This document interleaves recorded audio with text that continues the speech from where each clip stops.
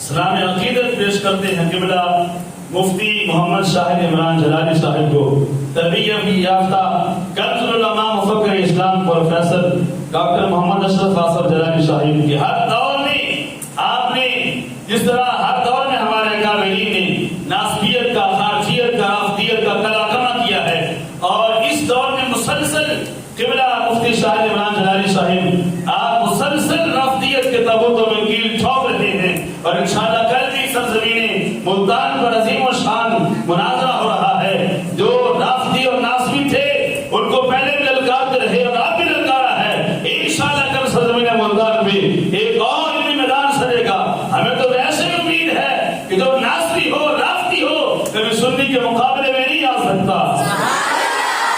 نہ ناسبی، نہ رافضی، نہ خارجی، نہ نجدی، کوئی بھی کبھی سنی کے مقابلے میں نہیں آ سکتا۔ یہ تو اللہ نے ہمارے علماء کو شان عطا فرمائی ہے۔ انشاءاللہ ہمیں کل بھی کامل یقین ہے یہ نہ رافضی نہ ناسبی کوئی بھی اہل سنت کے مقابلے میں نہیں آ سکتا۔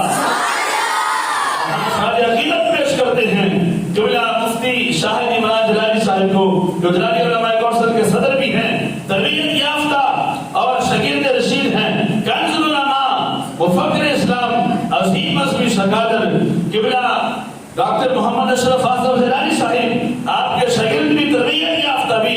انشاءاللہ کل آپ کا تاریخی مناظرہ ہوگا اور رافضیت کے تابوت میں انشاءاللہ علمی میدان سے جا کے آپ نے کیل ٹھوکیں گے۔ شیروں کو